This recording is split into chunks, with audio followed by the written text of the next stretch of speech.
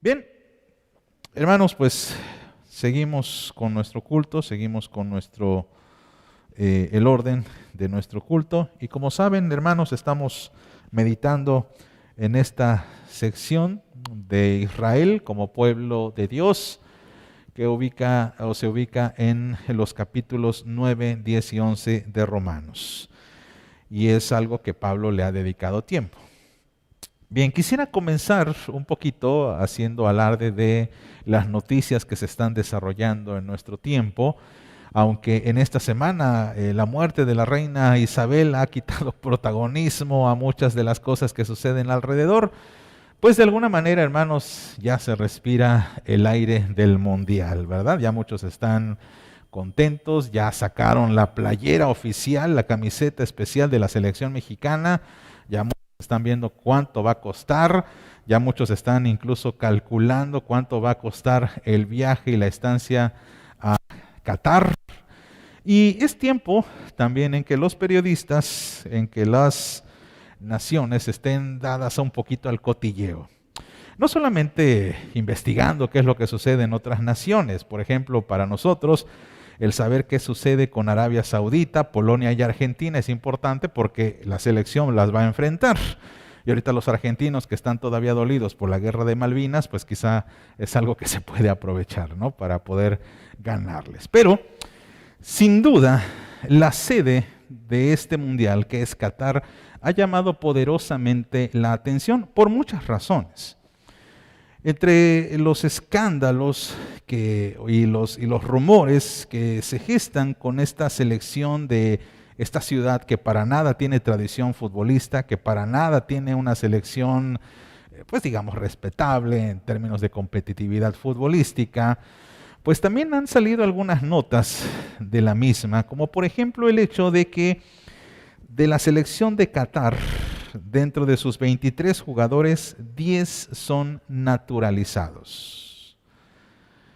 Y muchos están preguntándose si eso es válido. ¿Qué significa el que de 23 jugadores 10 son naturalizados? En otras palabras, significa que casi la mitad del equipo de Qatar no es de origen, sino que nacieron en otros países. Hay seleccionados o hay jugadores de Sudán, de Argelia, de Irak, hasta de Portugal, que están jugando con Qatar. Y esto creo que también nosotros lo sabemos como mexicanos, porque no falta aquel jugador que es muy bueno, que tiene mucho talento, pero que por ejemplo viene de una nación que quizá no va a competir, que quizá no va a jugar. Es una persona que, con todo respeto a las naciones que mencione, posiblemente sea de Guatemala y es un buen jugador, pero su equipo, su nación no va a competir. ¿Cuál es la única manera de hacerlo? Fácil, va a un país, se nacionaliza y entonces ya puede acceder. Y este es un debate bastante, digamos, bastante ácido, porque la pregunta ¿es válido que una nación presente como selección a jugadores que no son nacidos mexicanos, pero que de alguna manera se han naturalizado como mexicanos? ¿Es válido? ¿Es válido para nosotros? Hay mucha gente que es muy nacionalista, ¿cierto? Por ejemplo, el equipo de las Chivas, según tengo entendido, aquellos que les vayan a las Chivas me podrán corregir, según tengo entendido, el equipo de las Chivas del Guadalajara no aceptan jugadores extranjeros. ¿Estoy en lo cierto? Sí, ¿verdad? Sí, bueno. En contraste con otros equipos, como el Pumas, el América, que aceptan jugadores extranjeros para jugar en sus filas. La filosofía del otro equipo es, aquí juega puro nacional. Y si vamos a competir, esa es la idea de muchos, contra otras naciones, lo ideal sería que fuésemos nosotros, con nuestros defectos y virtudes, pero que sean mexicanos nacidos en México los que puedan competir. El debate, hermanos, no lo vamos a resolver en esta mañana, no es la intención de este sermón, pero es interesante que hay esta pelea de que ¿qué es mejor? ¿El que es natural o aquel que abraza a la nación diciendo ahora yo soy mexicano y soy como tú? Este mismo debate quiero que lo imaginen, es el que Pablo está teniendo en sus manos ante una situación muy especial, la cual es esta. ¿Quién es el pueblo de Dios? ¿Quién es el pueblo de Dios? Esa es la gran pregunta. ¿Se acuerdan ustedes que les había dicho al principio de este pequeño serie de sermones, especialmente desde el capítulo 9, que Pablo iba a desarrollar la idea de quién es el pueblo de Dios? Y al respecto hay tres posibles respuestas. Tres posibles respuestas que se han dado desde el principio del cristianismo hasta el día de hoy. Por ejemplo, hay quienes dicen y aseguran que Israel, la nación judía, fue y sigue siendo el pueblo de Dios. Y que por eso, por esa simple designación, no importa lo que los judíos hagan, no importa lo que los israelitas hagan. Después de todo, ellos van a ser salvos porque son el pueblo elegido de Dios. Hay otra postura. La postura de que la iglesia es el nuevo pueblo de Dios. Esto significa que los judíos ya no son el pueblo, sino ahora es la iglesia. Y hay una tercera respuesta, una tercera que no se inclina ni por un lado ni por el otro, sino que dice, los dos son el pueblo de Dios. Ambas respuestas son reales, son verdaderas. Los judíos son el pueblo de Dios y la iglesia también es el pueblo de Dios. De alguna forma se da a entender que Dios tiene dos pueblos. La Biblia no dice eso, la Biblia dice que tiene un solo pueblo. Pero de alguna manera lo resuelven diciendo, bueno, es que el pueblo de Israel es el pueblo del viejo pacto y el pueblo de la iglesia es el pueblo del nuevo pacto. Pero, ¿cómo deberíamos responder nosotros ante esta pregunta? ¿Cuál es la verdadera respuesta? ¿Cuál es la verdad? ¿Qué es lo que Pablo está enseñando? Bien, vamos a meditar en esto, hermanos, para hablar de judíos contra gentiles. Es la competencia, el encuentro futbolístico, ¿verdad? Judíos contra gentiles. Porque Pablo quiere sacar de ese enfrentamiento una enseñanza para nosotros. Y vamos a meditar en tres aspectos. Primero, Israel como pueblo. Segundo, la anexión de los gentiles. Los gentiles son, por supuesto, todos aquellos que no son judíos. Y en tercer lugar, una aclaración y advertencia a los gentiles. Pero vamos a meditar, hermanos, poco a poco en estos tres tópicos, en estos tres objetivos. Pero antes vamos a orar, vamos a pedirle al Señor que nos ayude a entender y a meditar su palabra. Señor, en el nombre de Cristo, estamos frente a ti pidiéndote sabiduría, porque son pasajes que pueden interpretarse erróneamente, Señor. Así que ayúdanos a interpretarlos conforme a tu Santo Espíritu. Bendice a tu iglesia y permite, Señor, que hagamos tu voluntad. Pues lo pedimos en el nombre y por méritos de Jesús nuestro Señor. Amén.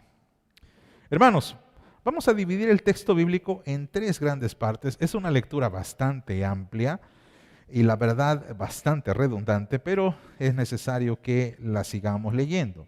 Romanos 11, quiero que por favor lean junto conmigo versículo 1 al 10 para ver esta primera parte, Israel como pueblo.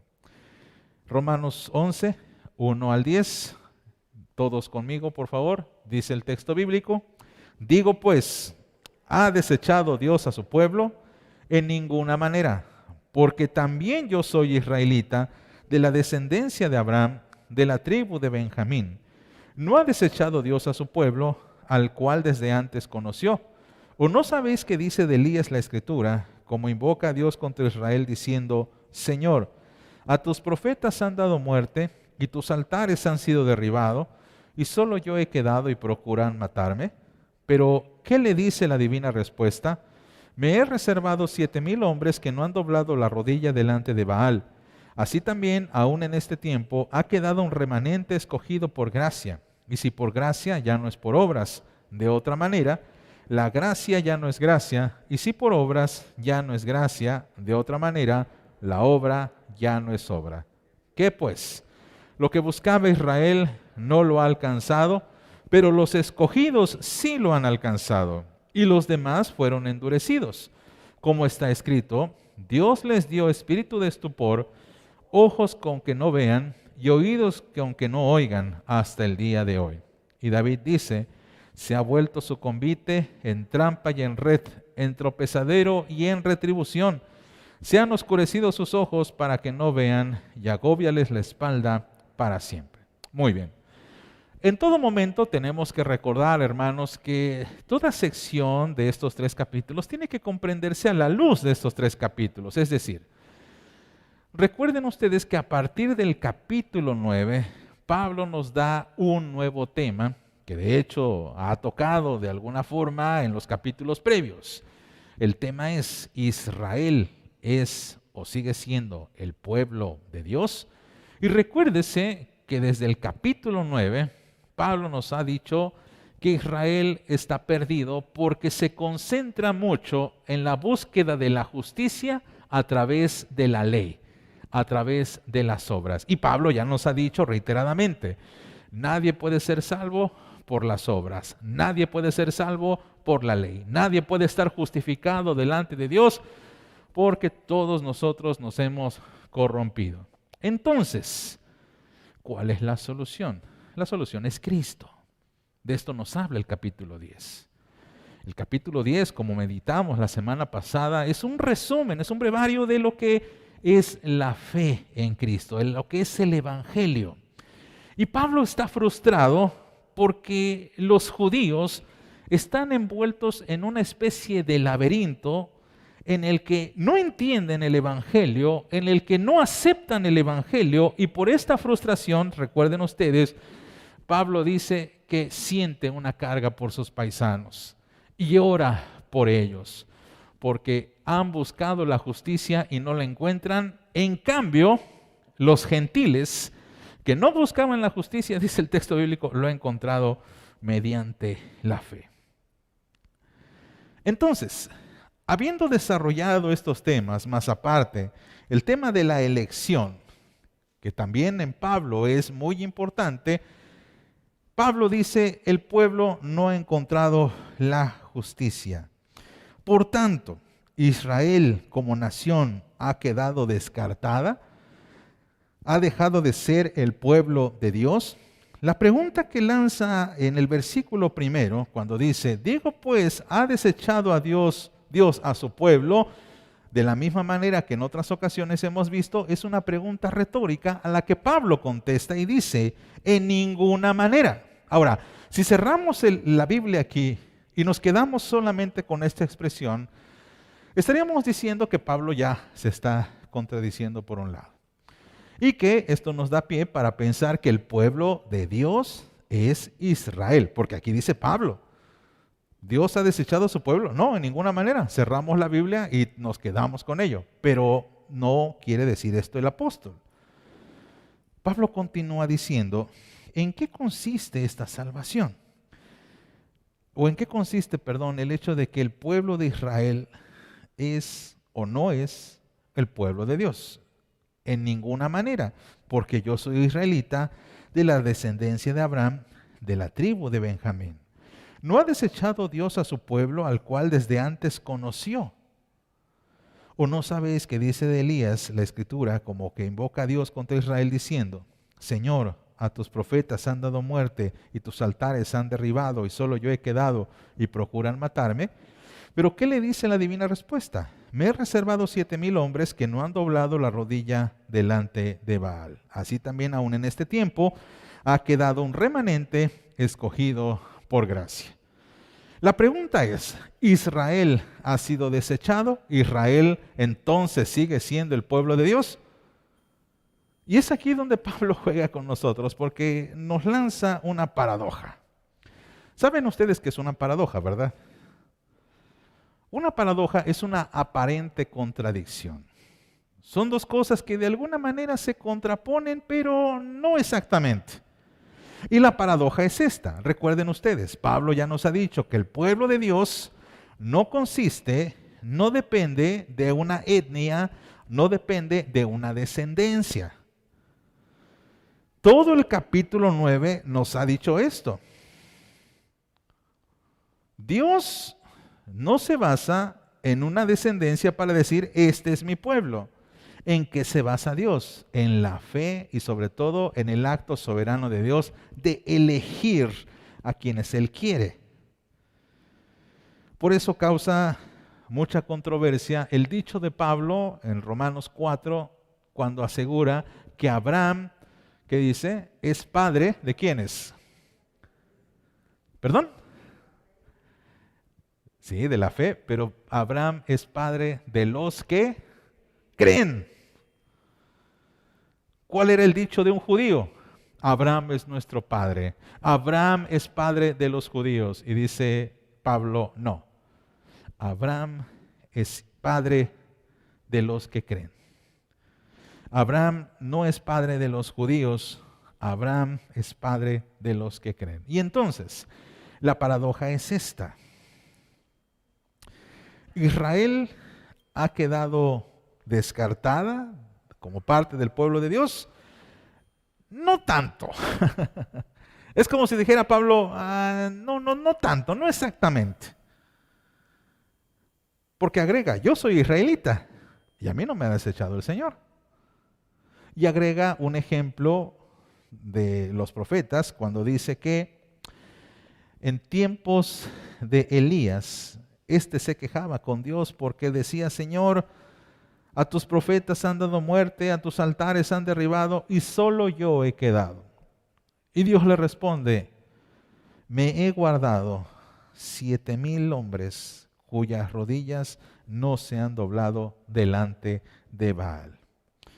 Entonces, no es que Dios haya eliminado de tajo a los israelitas, pero, dice Pablo, solamente un remanente ha sido salvo.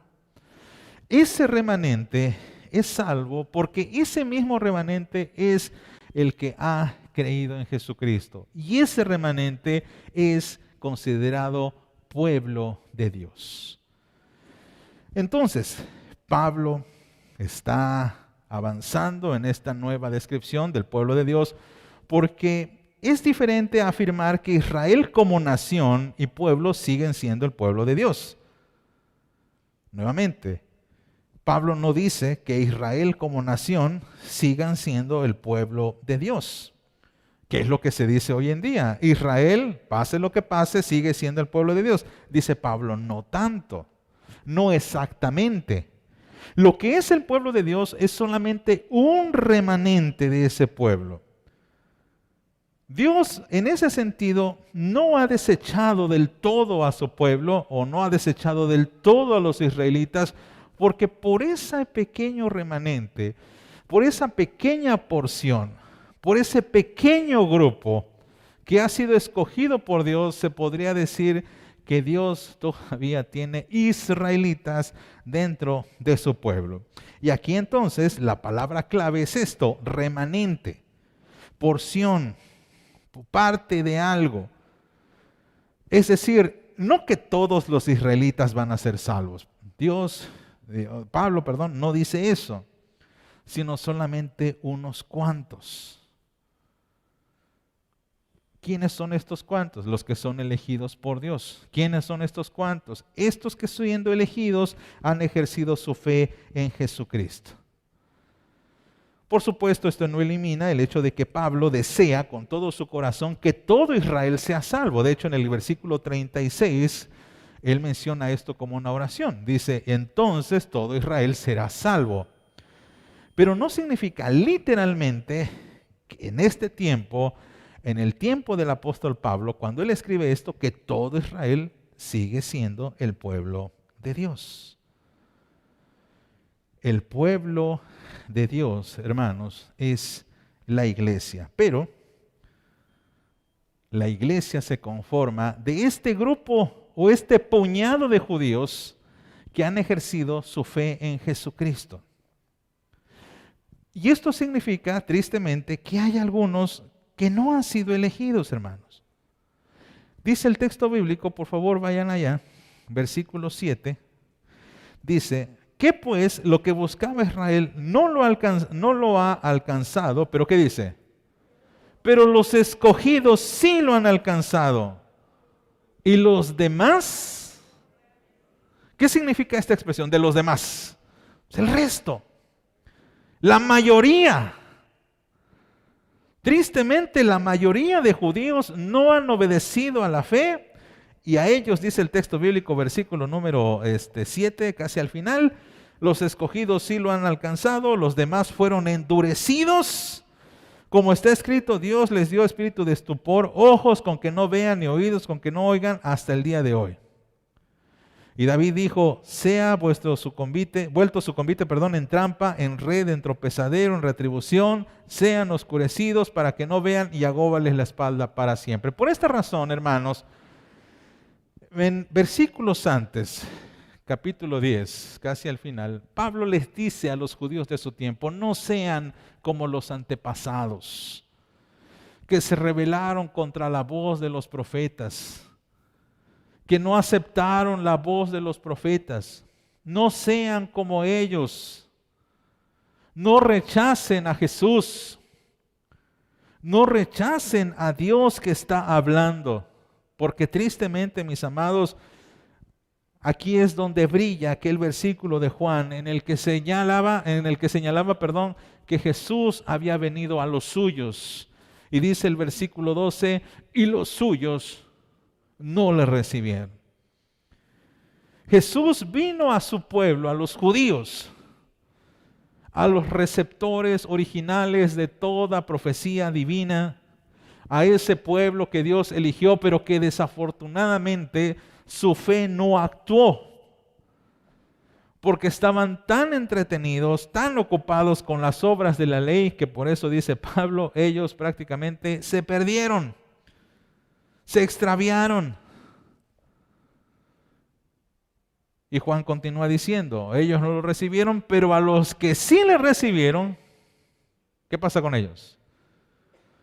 Dios les dio potestad, versículo 12, de ser llamados hijos de Dios. La mayoría de judíos fueron endurecidos, pero hay un remanente, hay una pequeña porción que ha sido bendecido con el don de la fe. Y a ellos se les ha permitido creer, y ellos son los que forman parte de ese pueblo de Dios. Por eso, pues, hermanos, la palabra de Dios no se contradice, porque solo los israelitas que recibieron a Jesús serán salvos. Ninguno que siga la ley ni las ordenanzas de la ley será salvo. Pablo lo ha dicho hasta el cansancio. Y aprovecho para decir, esta es la última vez que Pablo hablará de estos temas, porque quiere avanzar. Quiere dar un ultimátum diciendo a hermanos israelitas, esta es la verdad de Dios. Si ustedes siguen por ese camino de la ley y las ordenanzas de la ley, no serán salvos. Así pues, el pueblo de Dios se compone de ese remanente, de ese pequeño grupo que cree en Jesús. Y es aquí en donde se anexan los gentiles. A priori les puedo decir esto, la iglesia entonces, o el pueblo de Dios entonces, rectifico, el pueblo de Dios es la iglesia, pero la iglesia está formada por judíos y por gentiles. Sigamos adelante, dice el versículo 11, leemos hasta el 19, dice, digo pues, ¿han tropezado los de Israel para que cayesen? En ninguna manera. Pero por su transgresión vino la salvación a los gentiles para provocarles a celos. Y si su transgresión es la riqueza del mundo y su defección la riqueza de los gentiles, ¿cuánto más su plena restauración? Porque a vosotros hablo, gentiles. Por cuanto yo soy apóstol a los gentiles, honro mi ministerio por si en alguna manera pueda provocar a celos a los de mi sangre y hacer salvos a algunos de ellos. Porque si su exclusión es la reconciliación del mundo, ¿qué será su admisión sino vida de entre los muertos? Si las primicias son santas, también lo es la masa restante. Y si la raíz es santa, también lo son las ramas.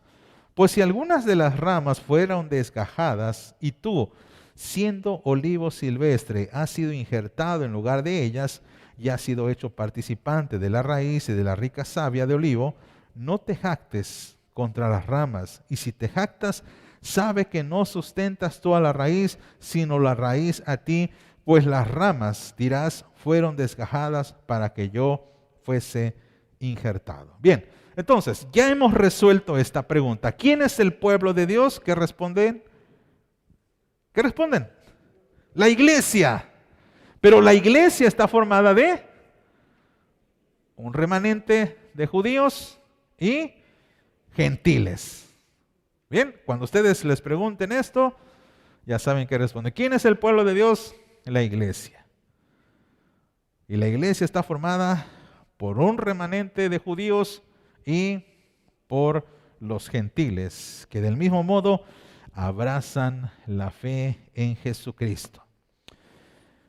Pero no significa, dice el apóstol Pablo, que los judíos hayan sido descartados para siempre, como que ya no hay judíos, se acabaron los judíos. Algunos alzan las manos diciendo gloria a Dios porque ellos fueron los que rechazaron a Jesús y lo crucificaron. Pero dice el apóstol Pablo, en ninguna manera Dios los ha descartado del todo. Dice, por su transgresión vino la salvación a los gentiles para provocarles a celos. ¿Por qué? Recuerden que uno de los grandes defectos del pueblo de Israel fue su orgullo. Un orgullo bastante particular en el que se sentían como el pueblo exclusivo de Dios, en el que sentían que eran cristianos de primer nivel. Yo soy de pedigrí, como dicen, ¿no? Yo soy de la realeza. Ahorita que estamos viendo, ¿verdad?, con expectativa los, ¿cómo se dice?, los funerales de la reina Isabel, y que hay mucha crítica, ¿verdad?, a los medios de comunicación, porque para algunos esto, pues, nosotros somos plebeyos, dicen ellos, ¿verdad? No entendemos la realeza. Y los de la realeza dicen, no, pues nosotros somos de alta cuna, ¿verdad? Los judíos de alguna forma creían en esto también, diciendo nosotros somos el pueblo elegido por Dios. Y dice Pablo, no, no todos, solamente un remanente. Pero hay otro pueblo que se está levantando. Y Dios hace esto para que ustedes reflexionen, para que ustedes consideren como valioso lo que Dios ha hecho por ustedes. Siguiendo un poco con esta ilustración del fútbol, es como si de repente el entrenador de la selección nacional, que ya ven, no sé cuántos jugadores convocan, yo tengo entendido que convocan 30, 40 jugadores, de los cuales de luego seleccionan 23, 24, los cuales van al mundial. De los 40, posiblemente haya quienes digan, yo ya pasé, yo soy mexicano y voy a pasar. Y está este naturalizado que viene de Colombia, este que viene de Argentina, este que viene de otro país. Y de repente, imagínense que el entrenador les dice, no crean que por nacer mexicanos tienen el pase de inmediato. Tienen que esforzarse, porque puede ser que otro venga y solamente sea naturalizado y quede finalmente en la plantilla final. Los israelitas necesitan meditar. Y dice Pablo, Dios ha abierto el evangelio no porque ustedes gentiles sean bonitos o hermosos, o sean más obedientes, o sean mejores que los judíos, no, sino por la misericordia de Dios y para provocar a celos, ¿qué dice? A los judíos. Versículo número 11, dice, pero su transgresión vino la salvación a los gentiles para provocarlos a celos. Y si su transgresión es la riqueza del mundo y su defección la riqueza de los gentiles, ¿cuánto más su plena restauración? Porque a vosotros hablo, gentiles, por cuanto yo soy apóstol de los gentiles, honro mi ministerio por si en alguna manera pueda provocar, que dice, a celos a los de mi sangre y a ser salvos algunos de ellos. Pablo, hermanos, sigue manteniendo esta esperanza, la esperanza de que de cualquier forma Israel en algún momento va a meditar sobre sus caminos, va a meditar acerca de su actitud y entienda que tiene que arrepentirse de sus pecados y venir a Jesucristo. Que puedan compartir con los gentiles la dicha de que juntos conforman el pueblo de Dios viniendo a la fe en Cristo. Aquí, hermanos, quiero que me disculpen y puedan corregir, donde dice en la diapositiva, y compartan la dicha con los gentiles, ahí quiere decir. Los judíos tienen que compartir la dicha con los gentiles y decir, ahora somos parte del pueblo de Dios, somos parte de la iglesia de Cristo. Ahora los gentiles, dice el apóstol Pablo, han sido injertados. Y utiliza esta expresión, esta imagen o metáfora hermosa acerca de una planta a la cual se desgajan sus ramas y se le injertan olivos silvestres. Y nosotros, dice Pablo, somos esos olivos silvestres. Se podría traducir como olivos salvajes, ¿no? Okay. Nosotros estábamos no solamente sin Dios, sin Cristo y sin esperanza, sino incluso éramos como salvajes, silvestres. Y la ramita era bonita, cuidada por el Señor. Pero como sucede en la parábola de la vid, que se acuerdan ustedes, Jesús señala que el pámpano que no dé fruto, lo quitará. Y lo limpiará, ¿para qué? Para que luego la vid genere más fruto. Aquí Pablo dice, las ramas son quitadas, o algunas ramas son quitadas, y son injertados olivos silvestres. Es decir, nosotros. De tal manera que nosotros ahora somos parte de esa planta, somos parte de ese pueblo, somos parte de esa iglesia, pero esto no significa, mis amados, que ahora nosotros nos pensemos mejores que ellos. Que nosotros pensemos que somos superiores a ellos. Y que de alguna manera descartemos todo lo que sucede con ellos.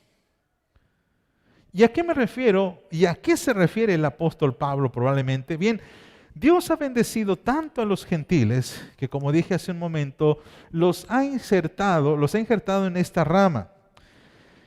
Y, por supuesto, a través de la historia y el trato que Dios ha tenido con Israel, ahora tenemos que considerar que su historia es nuestra historia, pero no para contender o para criticar. ¿A qué me refiero? Me refiero a lo siguiente. A veces entre los gentiles también existía una especie de orgullo, una especie de jactancia, porque cuando un judío decía, es que yo soy parte del pueblo de Dios y yo sí soy del pueblo elegido por Dios, los gentiles podrían revirar diciendo, sí, pero ustedes desobedecieron a Dios. Y mira, la Biblia está llena de muchas cosas que ustedes hicieron contra Dios y nosotros nunca haríamos tal cosa. Y a veces así nos sentimos, ¿no es así? Leemos la Biblia y la leemos con un espíritu bastante crítico. Decimos algo como, mira, estoy leyendo el Éxodo donde Moisés se va a recibir las tablas de la ley en el monte Sinaí y los israelitas se desesperan, y le dicen a Aarón, haznos ídolos, haznos dioses que nos regresen a Egipto. Y luego se hacen un becerro de oro. Ay, qué terribles estos judíos, qué cabeza dura tenían, ¿verdad? Nosotros nunca hubiéramos hecho eso, ¿verdad? Así a veces procedemos. Pensamos de alguna manera que lo que ellos hicieron, nosotros nunca lo haríamos.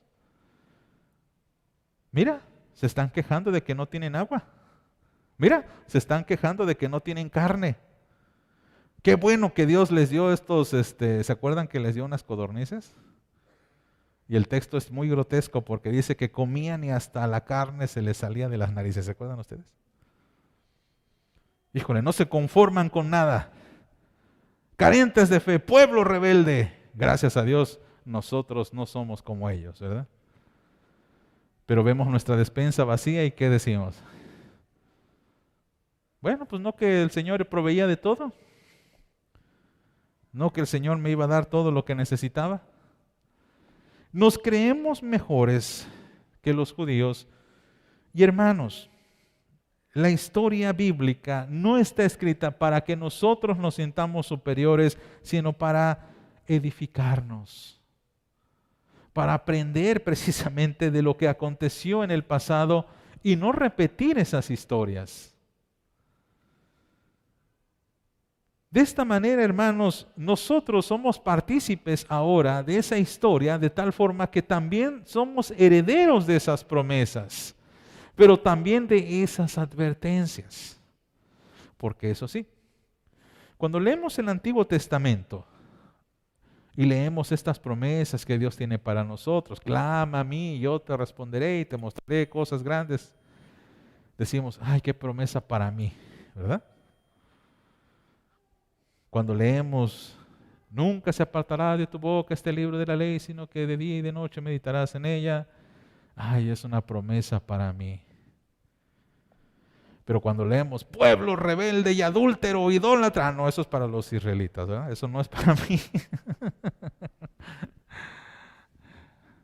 Malditos sois con maldición, me habéis robado, dice el Señor. ¿En qué te hemos robado? En vuestros diezmos y ofrendas. Ah, eso es para los judíos, no se aplica para mí. Dice el apóstol Pablo, también puede haber jactancia en los gentiles. Así pues, hermanos, esto nos enseña una gran verdad de que la iglesia es el nuevo pueblo de Dios, pero sin eliminar la participación de los judíos, pues de ellos es de quien procedemos. Por eso en muchos aspectos me gusta hablar de ellos como nuestros ancestros espirituales, como de aquellos que recibimos también enseñanza, no solamente de sus logros, sino también de sus fracasos. Y es aquí en donde Pablo se pone muy serio y como si estuvieras regañando a tu hermanito. ¿Te acuerdas cuando tu mamá regañaba a tu hermano y tú bien alegre? Sí, dale más, mamá. Y de repente regresa contigo y te dice, ahora voy contigo. Pablo dice lo siguiente, versículo 20 a finalizar. Bien, por su incredulidad fueron desgajadas, pero tú, y aquí habla a los gentiles, por la fe estás en pie. ¿Leen junto conmigo? No te ensoberbezcas, sino teme. Porque si Dios no perdonó a las ramas naturales, a ti tampoco te perdonará. Mira pues la bondad y la severidad de Dios. La severidad ciertamente para con los que cayeron, pero la bondad para contigo. Si permaneces en esa bondad, pues de otra manera tú también serás cortado. Y aun ellos, si no permanecieren en incredulidad, serán injertados, pues poderoso es Dios para volverlos a injertar. Porque si tú fuiste cortado del que por naturaleza es olivo silvestre y contra naturaleza fuiste injertado en el buen olivo, ¿cuántos más estos que son las ramas naturales serán injertados en su propio olivo? Por eso, mis hermanos, ahora Pablo se dirige a nosotros los gentiles, porque también nosotros, hermanos, podemos pecar de orgullosos, de jactanciosos, de críticos. Pablo es duro y directo con sus paisanos, pero no podemos dejar de lado esta exhortación que se nos dirige a nosotros, para que no haya un sesgo de sentirnos superiores a los judíos, de que no haya un sesgo de sentirnos que no vamos a cometer los mismos errores que ellos. Y esta, de hecho, hermanos, es la exhortación e invitación a que nosotros aprendamos de los errores del pueblo de Israel, no para presumir de una mejor actitud o pensar mejor de nosotros mismos, sino para pensar con humildad y considerar sus errores y no llevarlos a cabo. Por eso la Biblia tiene muchas historias que no significa literalmente que imitemos estas actitudes o estas acciones, sino que aprendamos de ello. Por ejemplo, hermanos, quiero invitarles esta tarde, el culto de las 6, vamos a meditar en la oración de Gedeón. Una oración que algunos hermanos quizá toman como modelo, porque Gedeón en algún momento de crisis en Israel, Dios le llama a su servicio y le dice, en pocas palabras, voy a decir que ahora Gedeón va a dirigir a Israel para liberarse del yugo de los madianitas en ese momento. Y Gedeón le dice, Señor, si es verdad que tú me has escogido, si es verdad lo que tú dices, te voy a pedir esto. Quiero, por favor, voy a poner este vellón, voy a poner esta maceta, una tierra, y quiero que el rocío caiga sobre la noche y que el vellón esté mojado, pero la tierra esté seca. Y Dios se lo concede. Y luego dice, bueno, Señor, ahora quiero pedirte lo mismo, pero al revés. Ahora quiero que la tierra esté mojada, pero el vellón esté seco. Significa que así debemos orar nosotros, decirle, Señor, pues si ella va a ser mi novia, te pido que por favor haya dinero en mi cartera. Y si hay dinero, entonces significa que ella es la elegida. Pues quiero ir al templo, pero Señor, quiero salir y cuando salga de mi casa quiero que un taxi se pare frente a mí. Y si es así es porque tú quieres que vaya al templo. Y si no, pues porque no quieres, ¿verdad? Tenemos que orar así. Los invito, hermanos, en la tarde para que podamos aprender esta lección. Pero de esta manera hay muchas historias en Israel que Dios las permite para nuestra enseñanza, no para que critiquemos, no para que nos sintamos superiores, porque para ser francos, hermanos, en muchas ocasiones cometemos pecado mucho peor que los israelitas. Solamente que nuestros pecados son modernos. Quizá ya no nos inclinamos literalmente ante un ídolo. Quizá ya no ofrecemos a nuestros hijos en sacrificio, matándolos ante un ídolo. Pero probablemente sí somos descuidados con nuestros hijos y dejamos que la cultura de este mundo contamine sus mentes y almas. A lo mejor no tengo un altar de una estatua de piedra, pero a lo mejor sí tengo, ¿verdad?, en mi habitación el póster de un actor o una actriz famosa. Y mis libretas están forradas de ese artista. Y hasta mi WhatsApp o mi celular, tiene como la foto de perfil a este actor, ¿no? Y a veces digo, es mi ídolo. Es probable, hermanos, que también nosotros tengamos esa clase de pecados. Ahorita mencioné el diezmo, por ejemplo. Decimos, no, el pueblo de Dios, qué tacaños, no le daban al Señor, ¿verdad? Y hoy nos defendemos diciendo, bueno, pero antes ofrendaban trigo y semillas, ¿no? Y pues yo puedo dar el 10% de frijoles. Hermanos, la advertencia que Pablo quiere hacernos al decir que, versículo número 21, porque si Dios no perdonó a las ramas naturales, ¿qué dice? A ti tampoco te perdonará. Mira pues la bondad y la severidad de Dios, la severidad ciertamente para con los que cayeron, pero la bondad para contigo, si permaneces en esa bondad. De otra manera, tú también serás cortado. ¿Qué significa esto? ¿La salvación se pierde? ¿Sí? ¿Se pierde, hermanos? No. Pero ¿saben qué? Sí hay disciplina. Y por eso, hermanos, a veces como cristianos creemos que somos mejores que los judíos, porque decimos, nuestra salvación es segura. Sí, lo es. Pero en primer lugar, Pablo después va a decir, ok, pero ¿estás seguro que eres salvo? ¿Estás seguro que estás en el camino de la fe?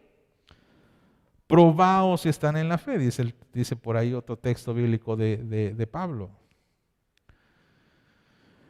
Porque si Dios disciplinó a su pueblo Israel, ¿cómo no podría hacer lo mismo ahora con la iglesia gentil? ¿Somos más especiales que con los judíos, hermanos, acaso? Y la verdad es que no. Esto debería llenarnos de temor y temblor en nuestra actitud hacia nuestro Dios. Y es lo que Pablo quiere advertirnos, diciéndonos, no se confíen, no piensen que con ustedes no va a pasar. A veces así pensamos, ¿verdad? A todo mundo le pasa menos a mí. A mí no me va a pasar nada. Vemos en la carretera un accidente de auto porque fue a mucha velocidad, que decimos, a mí no me va a pasar. ¿No es así? Tenemos que tener mucho cuidado. Debemos tener mucho cuidado, hermanos, para no pecar, pensando que solamente por nuestra creencia, y quiero separarla de fe, nuestra creencia no nos va a pasar lo que les pasó al pueblo de Israel. Dios no me va a disciplinar, Dios no va a hacer nada conmigo, pues yo soy su hijo, estoy bien cuidado. A veces hay ese énfasis, ¿verdad? Somos los hijos de Dios, somos los hijos favoritos de Dios. No nos va a pasar nada, Dios siempre nos cuida. Y dice el apóstol Pablo, cuidado, porque si esto Dios hizo para con ellos, ¿ustedes creen, dice Pablo, que no va a ser lo mismo con ustedes ahora? La esperanza, hermanos, con todo esto, es que el pueblo de Israel, como nación entera, pueda venir a Cristo. Versículo número 24. Porque si tú fuiste cortado del que por naturaleza es olivo silvestre y contra naturaleza fuiste injertado en el buen olivo, ¿cuántos más, estos que son las ramas naturales serán injertados en su propio olivo? Pablo tiene el deseo, mis amados, de que Israel como nación se convierta a Cristo. Y mientras esto acontece, hermanos, nosotros como iglesia no debemos presumir que somos mejores que ellos. Pero, de hecho, mis amados, la exhortación no termina ahí. La próxima semana vamos a ver todavía más recomendación del apóstol Pablo y vamos a abarcar más este tema. Mientras tanto, ¿qué podemos concluir de este sermón? Bien, primero, el pueblo de Dios, recuerdes hermanos, es elegido por Dios. El pueblo de Dios es ese remanente de Israel. Y es ese pueblo gentil que ha venido a los pies de Cristo. La iglesia se compone de judíos y gentiles. Con esto no significa que Israel esté descartado del todo. Pero tampoco significa que los gentiles, es decir, nosotros, seamos mejores que ellos.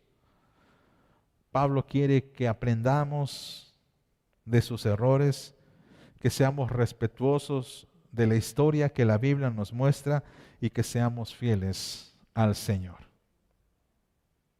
Que Dios bendiga su bendita palabra.